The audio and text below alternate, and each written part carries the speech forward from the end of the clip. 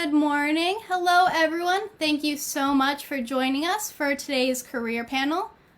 Our focus this week and next is to highlight the diverse career opportunities available in the medical field. First, I want to thank both of you for joining us today, and I'd like to introduce Dr. Kirten Parekh and physician assistant Jenny Harding. We're happy to answer any live questions in our comments that you may have. However, please refrain from asking any questions regarding money, financial standing, death, and any personal questions. So I'm going to begin with Dr. Parekh. So if you want to begin by introducing yourself and a little bit about your job title. Yeah, my name is Kirten Parekh. I am a podiatrist in foot and ankle surgery in North Jersey. And I have 3 offices up in North Jersey. I trained in upstate New York and went to med school in Philadelphia, and then I did my residency training up here in North Jersey at Englewood Hospital. And now I'm practicing locally, and I've been in practice for about 2 years. Thank you. So what was the education and training that led you into this position? How long were you in school for? So how long could someone interested in this career expect to take their training process? Yeah, I would say most medical professionals, even if you're a nurse, you have a few years under your belt. My process was, I did undergrad in 2 years, but traditionally it's between 10 and 15 years. So you have 4 years of undergrad, 4 years of med school, and then at least 3 years of residency. And then you start your practice as an attending, and then you start, learning what you need to do and practicing within the community versus within the supervision of an attending or someone else. You're on your own, essentially, after 10, 12 years, whatever it might be, depending on your training. Are there any challenges that you feel like you faced or overcome, whether it was during your schooling process, your training, or overall in your career right now? Yeah, it's something that people don't realize is this has become a service industry. Before it was a lot more, it's always been a service industry, but it's very much people want to be treated. Sometimes people are coming to your office just to feel good about themselves, right? So if you're like, I do surgery mostly, and people skills and all this stuff that had to be learned along the way. So when you're in school, when you're in residency, when you're training, you're learning all about the actual physical skills, the hand skills, and the database in your head, right? And I learned about how to talk to people, how to socialize, how to connect with full spectrum of people, rich, poor, white, black, what doesn't matter, right? It's everyone. And to learn that is a skill, and that skill can be used in life, can be used in relationships, it can be used everywhere else, but it doesn't happen until you actually deal with patients. And I deal with, not now, but before Corona, I was dealing with 20, 30 patients a day, 4 or 5 days a week. That's 300 to 400 patients a month. And after a few months of that, you learn to talk to people in it's a good skill to have. You learn to talk to them in a way that connects with them. And that's something that is never talked about in school, and it's a gift that you're given through training. Yeah, I definitely agree. You have to have a lot of people skills to work in medicine. Yeah. You said you do surgery a lot in your practice. Do you have a favorite surgery or procedure that you love to perform or that just comes easy to you? Yeah, I do a lot of amputations, which isn't my favorite thing to do, but I do a lot of them because of the area and diabetes. Mm-hmm. And diabetes is rampant across our nation because of our diets and the way we live. And, one thing to tangent off is with this coronavirus stuff and the pandemic, no one, including the CDC, has talked about immunity or diet. And that's really important. So I do a lot of amputations, but my favorite procedure would be ankle arthroscopy, where you take a little camera on either side of the ankle, and you make a little incision with a drill, and you kind of like triangulate between a camera and a drill inside a small, really, really small joint space. And I did specific training for that in Chicago, and I do a lot of those. So I like that a lot. What kind of advice would you recommend to one of your patients coming in on living a healthy life and following a healthy lifestyle to avoid any kind of medical related complications? Yeah, keeping your immune system healthy is number one. If you look at like the latitude and longitude of the world and the way influenza strikes. It's kind of we have an influenza season here, I believe, and research shows because of low serum vitamin D3 levels, sun exposure, immune system, all that stuff is related, right? So no one really talks about this, and physicians including, about keeping your immune system healthy, keeping your diet pure and whole foods, things like that. So the best thing, the cheapest thing that you can really do is incorporate fiber in your diet. Fiber is something we never really get around to because we're eating a lot of processed meats and foods and packaged foods. So for most patients, fiber isn't an issue unless you have GI problems. So most patients, I tell them, hey, take a fiber supplement in the morning and it will stabilize your blood sugar levels, help your gut microbiome, and possibly lose some weight. And that's something that anyone can do, whether you're young or old. That doesn't have any side effects for the most part. Yeah, thank you so much for that. As the weather gets nicer, I definitely encourage everyone to take advantage of the weather and exercise outside. So, Kirten, what was the inspiration behind your career choice? What inspired you to go into this field and medicine in general? I went to school for architecture. I wanted to build homes and do interiors, so completely different path. And then I played track in high school, kept getting ankle sprains. I went to my podiatrist, and I loved him, Dr. Lemberger, still practiced in Freehold, New Jersey, and he lived a really good lifestyle. And one thing that he, really kind of told me was like, you can either go into, I can go into being a doctor and have this lifestyle where that's your primary and that's mostly what you do, or you can go into something else where you can have a lifestyle, enjoy your family, have a great social life, and all this other stuff. And my main thing was working with my hands. I'm pretty creative and I wanted to work with my hands. That's why I wanted to be a contractor and build homes. So this is like a good balance where I can be like, I can make good money, I can work with my hands, and I can be social. I don't have to sit on a desk behind a computer. And being a doctor is an asset to your friends and family. If anyone gets sick or you have any issues, you have a whole network, not just yourself, but I have access to a massive network of doctors in North Jersey and New York City because of my group, my training, and the people I've met throughout the years. And that's a huge asset to people around you and yourself. When I got sick, I went to the best doctors in New York City and pretty much for free because I knew them all, So that's something that people won't talk about either. Thank you so much. And I know you went into it a little bit, but could you walk us through what a day in your career looks like? And then I know we just had a question pop in for you. So after that, what does a day in your career look like?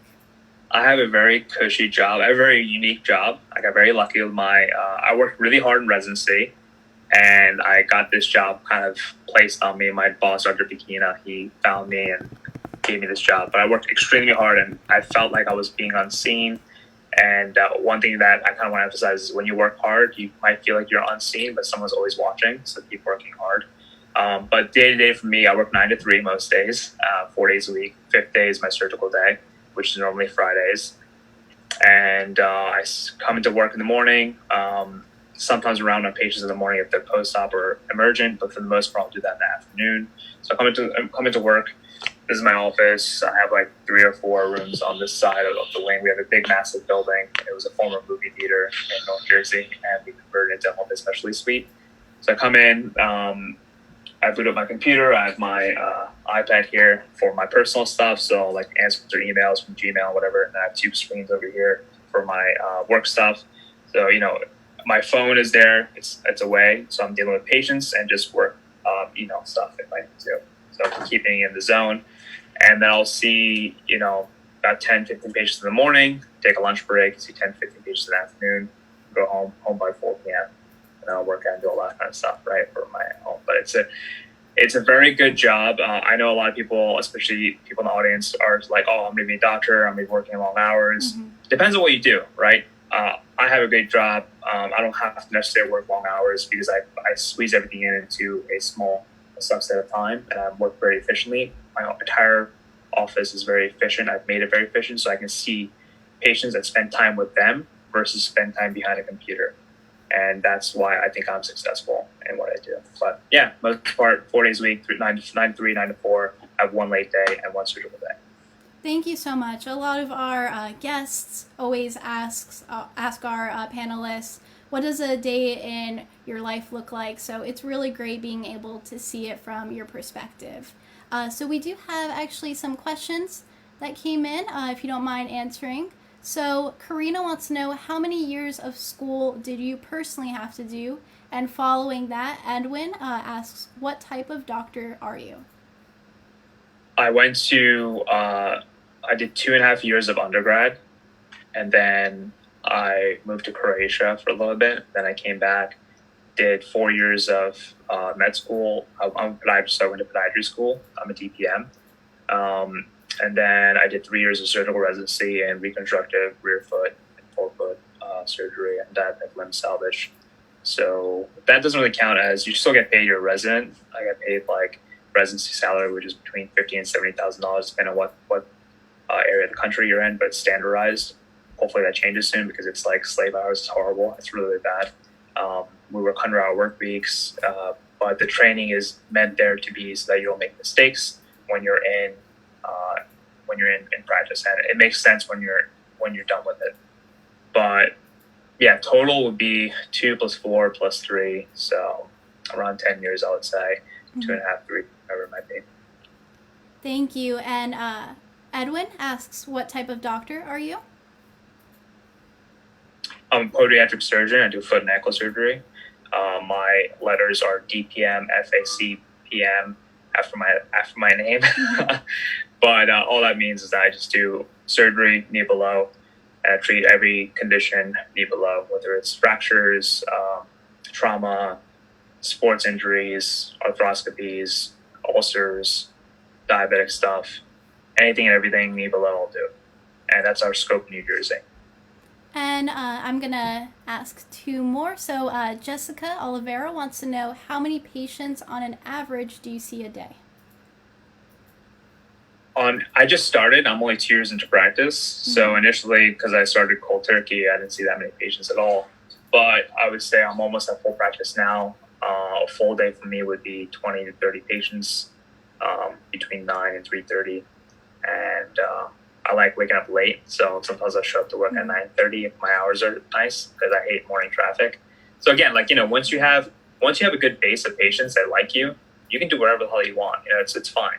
You don't have to abide by what you see on TV, what you see from other doctors. You live your, like, one thing is lifestyle over money, family and friends. Rich in love over rich in wealth. That's what you want. And when you have that, it shows, and it shows that your patients do. If you can spend time with your patients and really enjoy that time, they see it, they appreciate your time, and that's what you want. If you pay for a service, if you pay for a car, right, you want that car to run really well. If you pay to see a doctor, you want the doctor to spend time with you and really pay attention to you. And I feel like you can't have that if you are stressed at home, if you're working 16-hour shifts.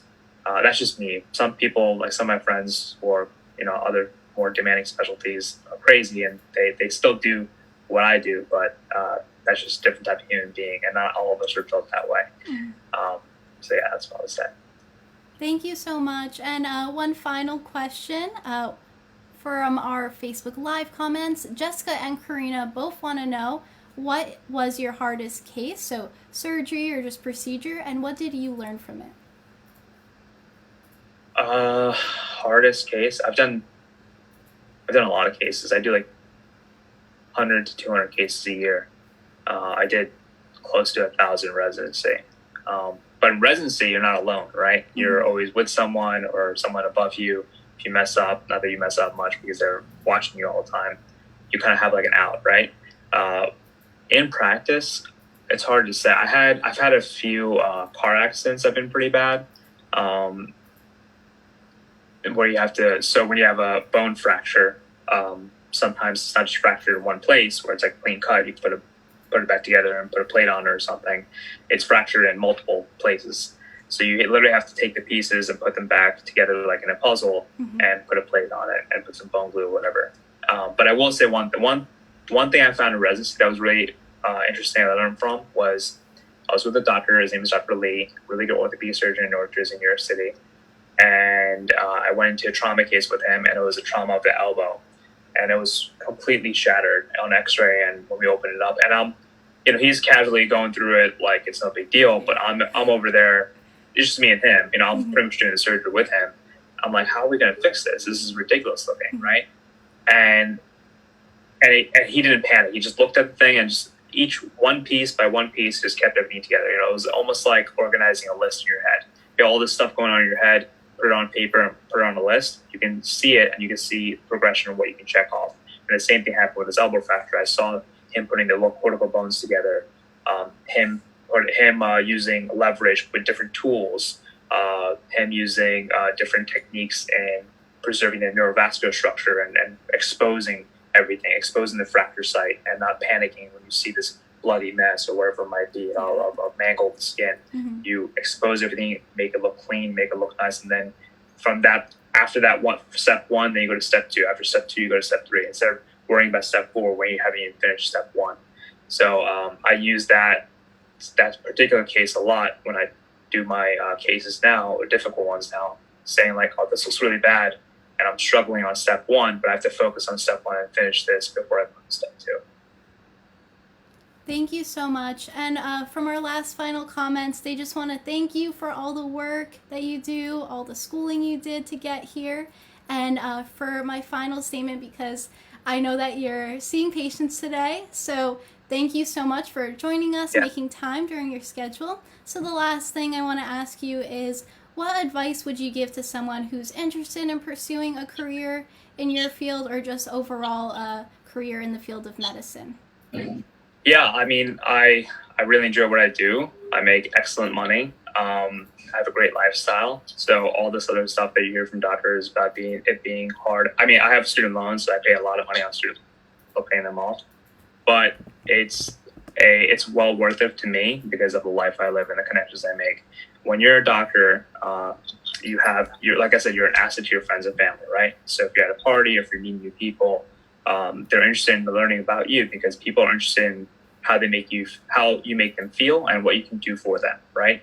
So when you're in healthcare, you can obviously give them advice or be an asset to their network in one way or another, and that leads you to different connections, that leads you to different experiences. And if you're that type of person that wants to be social, have a different lifestyle, or choose option lifestyle, then it's good. So I'm definitely happy that I did that. Thank you so much. And I just want to, before we let you go, Karina just says, you are amazing and an inspiration. I hope to do what you do when I get older. Thank you. And for our final statement, Kirten, is there anything you'd like to add before we let you go for today's session? No, I think I appreciate your time here, and I appreciate everyone who's watching. I don't know who's watching, but yeah, if you guys want to hit me up for any questions, let me know, or talk to her, and I'll be happy to answer any questions in the future. Thank you so much, Dr. Parekh, and thank you for joining us. Our next panelist is going to be Jen Harding. So, Jen, can you also begin just by introducing yourself to our Facebook guests joining us today? So just your name. My name is Jennifer Harding. Sometimes I go by Jenny. I'm a physician assistant. I've been practicing for a little bit over 20 years. Great. So what was the education and training that led to this position that you're in now? So to be a physician assistant, it's evolving over time. When I first started, you have to go to 4 years for undergrad. I went to Lehigh University.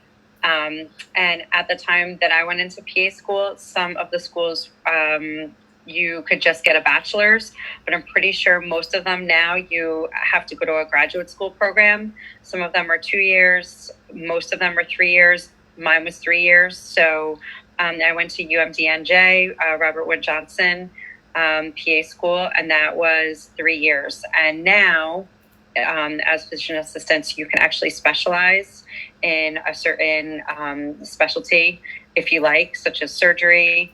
And if you do something like that, you can actually do a fellowship program. So for the most part, I would say 7 years, sometimes a little bit more, 8 or 9. What is your specialty as a physician assistant? So I started out in family practice. Mm-hmm. I did that for about 20 years. while I was doing family practice, I also did some cardiology. That's the one cool thing about being a physician assistant. You can change if you like. Mm-hmm. So last year, I decided that I wanted to try doing cardiology more on a regular basis. So now I'm specializing in just cardiology. But I do use a lot of family practice still. Thank you so much. So, surprise to our audience who have been following us during our live from program. Jen is actually one of the speakers who comes during our field trips. She joins us at the museum when we're doing our live from surgery, and she gets to speak to the students and interact them and walk them through the live surgery that they're watching at the museum. So that's just a surprise for you. Very cool. Yeah, it's such a fun experience. So Jen, are there any challenges that you feel like you've overcome, whether it's during your education, your training, or in your career right now? Touching on what Dr. Parekh said, you definitely, he is absolutely correct. I noticed it in PA school as well. They teach you everything you need to know to care for patients and how to diagnose them and treat them. But the bedside manner, that's all you.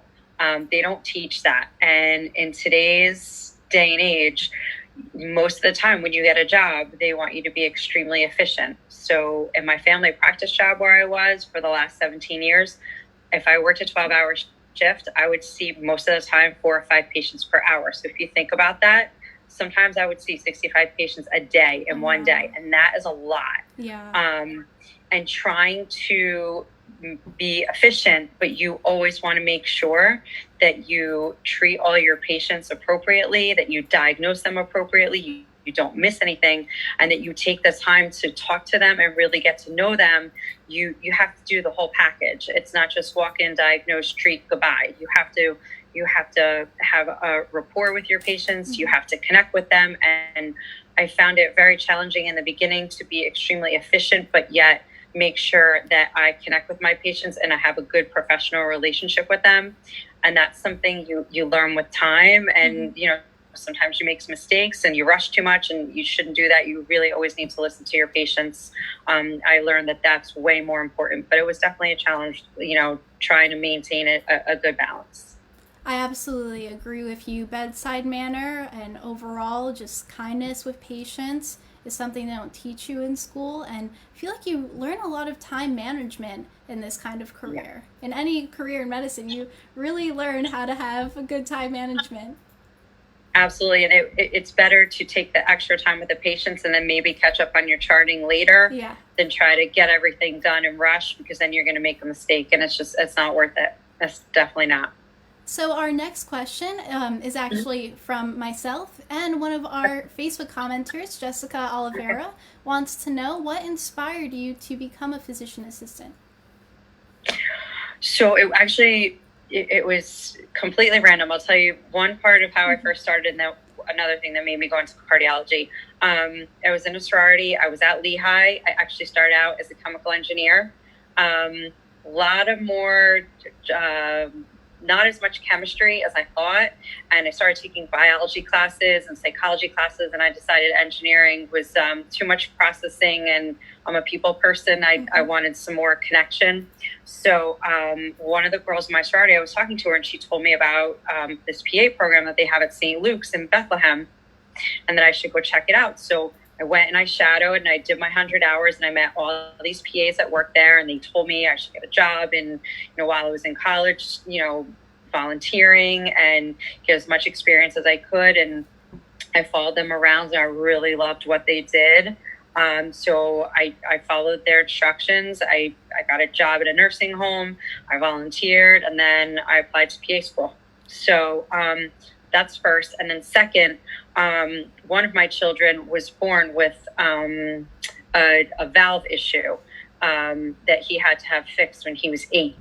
So I've always had an attraction to cardiology. And he actually ended up being a great story. He had it fixed when he was 8, and he just graduated. He's a platform diver, and he's going to actually go dive for Duke University. He starts in the fall. And so it's amazing what they can do. And I really it's always been an attraction. So I decided that I I really want to focus a little bit more on that. Thank you so much for sharing that with us. It's just such an inspirational story. It's great. We love hearing the inspiration that comes from why you do what you do. A common theme that we hear from some of our other Live From members are volunteering. So volunteering at a hospital, whether it's virtually connecting with someone, being a volunteer in person at a hospital, there's so many opportunities out there. So definitely volunteering is a common theme. For sure. You'll learn a lot about how to deal with people and, what your bedside manner would be like when you're interacting while you're volunteering. It's definitely a good thing to do. So what would you say a day in your career looks like if you were to walk us through? So do you want me to do both, the family practice and the cardio? That would be amazing, hearing your experience from both. So the family practice was at an urgent care center in Central Jersey. Very busy practice. I said before, I would usually see about 5 patients per hour.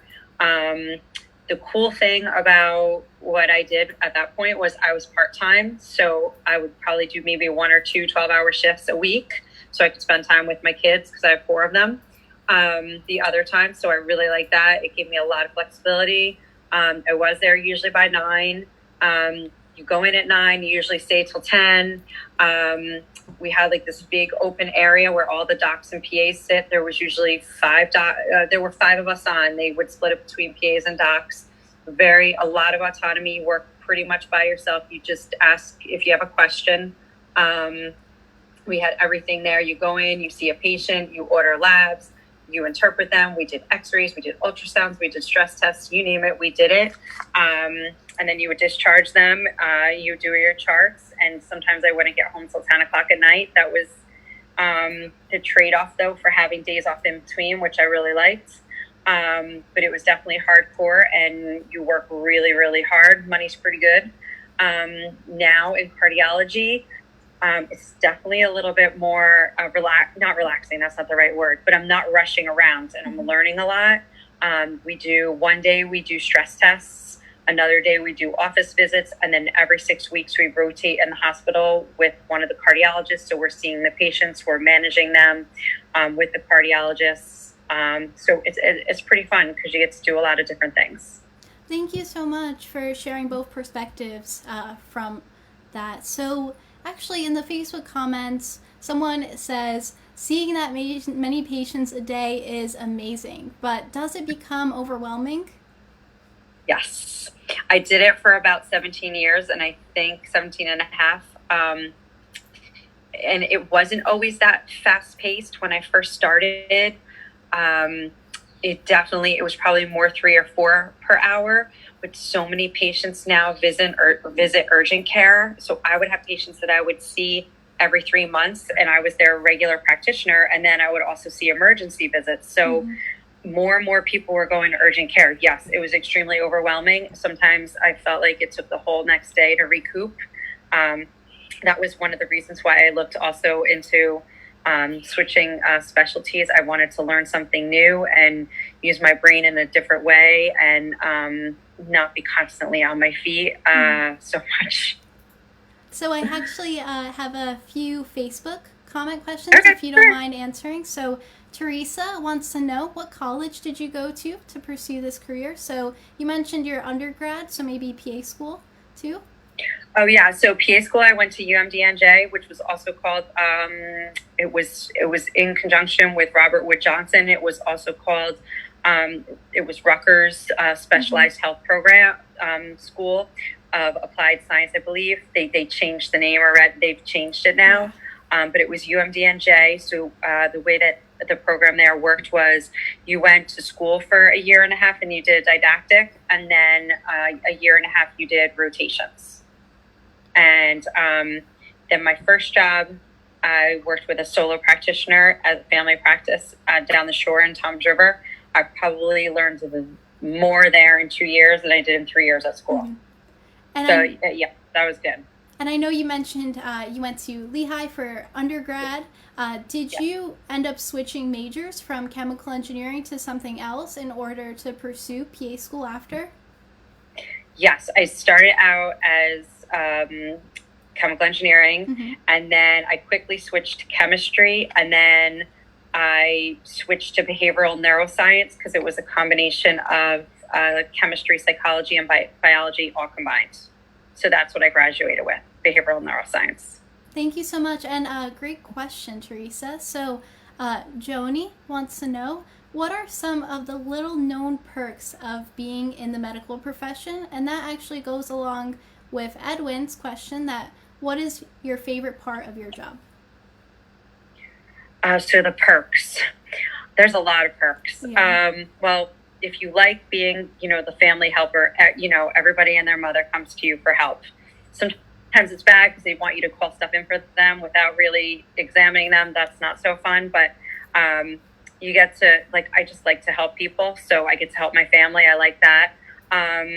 When you work in the medical fields, you definitely get perks in that if you do need help, you can just call wherever you're working and you get in very quickly and you get top-notch care, which is, you should get top-notch care always, but sometimes, you get the extra mile, which is always nice. And the other question was? So the other question was from Edwin, and he said, what is your favorite part of your job? The favorite part? So most people are going to laugh at this, but I actually love doing stress tests because I'm a people person, and you can learn a lot while they're on the treadmill and seeing all these different rhythms that can come up, and God forbid if they're having a heart attack, but you actually really get to know people. You're in there for a half hour and it's almost like you get to talk to them, and some people are really fun to talk to, and you meet some really interesting and sometimes famous people. So yeah, it's pretty fun. Thank you so much. So I have just two final questions. Do you actually have maybe you answered this with the stress test, but do you have a favorite procedure, surgery that you perform that you enjoy most or comes maybe most natural to you? So the one thing I do miss about primary care is I love to suture, and I miss that. That was probably my favorite thing to do. And believe it or not, people would come in all the time with cysts or ticks, and you get to dig them out. I love that, and I miss that. That's my favorite. Like when somebody comes in and they just cut their hands wide open, and you fix it, and they walk out of there, and it looks like it's all put together. I mean, yeah, you have stitches, but when you can put something back together, I love that. I miss that. Oh, I love that answer. Thank you so much. So our final question before we let you go, because I know you are also in your office seeing patients today. So our final question is, what advice would you give to someone who's interested in pursuing maybe the same career as you, or overall a career in medicine? Definitely volunteer. Like everybody has said, you will learn a lot about yourself. You will learn a lot about if you like what you're volunteering in, and you'll also learn if you can see yourself doing it. Like a nursing home. Yes, I know it's, more geriatrics, but if you volunteer there, you're going to be able to tell, yes, I do like, working with people. Yes, I like talking to them. Or no, I do not want to do this. It can tell you a lot. So if you can volunteer in even one or two different aspects, it will give you a good taste of what, you do and don't like. And if that maybe the medical field is cut out for you, because it is a service. You are helping people, and you'll be able to tell hopefully by volunteering if that's what you want to do. Thank you so much. And You're welcome. It was amazing having you. Those answers were amazing, and just looking at our Facebook comments, they are saying thank you for everything you do. Thank you for all your hard work, and overall just excited that they were able to hear from you. We're getting a lot of thank yous in the comments. So again, thank you again. Thank you so much. Hopefully we'll see you soon for another Hopefully I'll see you soon. live session. So thank you again, and I'll see you next time. Bye, Jen. All right, thanks for having me. Bye-bye. Bye. So thank you all for joining me for today's panel. Just to close off, something fun that maybe not a lot of you may know about myself. So a lot of you may know me as Miss Caroline. I'm the distance learning specialist at the Liberty Science Center. But a really fun fact about myself is that I've been an EMT for about 4, almost going on 5 years now. So EMT, if nobody knows what that stands for, it means emergency medical technician. So in this field, what EMTs do, they work alongside paramedics in New Jersey and respond to 911 calls. So they work in an ambulance setting, sometimes that they may work in an ER setting, doing basic procedures or getting maybe basic tests done with assisting a doctor or a nurse. So my training for becoming an EMT, I actually became an EMT when I was a senior in high school. So it was really incredible. I did this through volunteering through my town's local ambulance corps, and I went to EMT school. So EMT school, including training hours and working in the hospital and overall just practicing in the field, was in total about 6 months. So I went through EMT school, which was 6 months, and after I finished EMT school, I wasn't an EMT yet. I had to go through a state licensing exam. Right now, it's actually a national board exam. So when I went to EMT school, it was per state. So I'm an EMT certified in New Jersey. If I decide to one day take a national exam, I can take that and be a nationally certified EMT throughout all the states in the US. So there were a lot of challenges with doing this, but I've always been very passionate about medicine, and I decided to pursue this career opportunity at such a young age because I wanted to first look into medicine. I began volunteering at my local hospital when I was about 16, 17 years old, but I really wanted some firsthand experience. So becoming an EMT gave me that firsthand experience. I had patient contact. I learned how to treat patients and individuals with that bedside manner that our other 2 panelists talked about. And overall, it was an incredible experience and a really first dive look into the field of medicine for me. So for anyone just starting out in medicine, in high school, college, if you're interested in just even pursuing a career in medicine, I really recommend becoming an EMT. After you become an EMT, the options for growth are pursuing a career as a paramedic. So to become a paramedic, it's usually a 2-year associate's program that runs throughout the entire year, so throughout summers as well.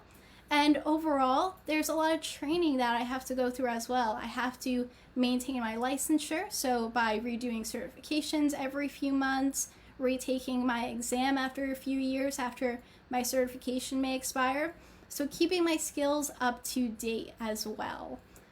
Overall, the inspiration and any advice I could give to maybe a student or someone looking for a career in medicine, that EMS and volunteering is a great start.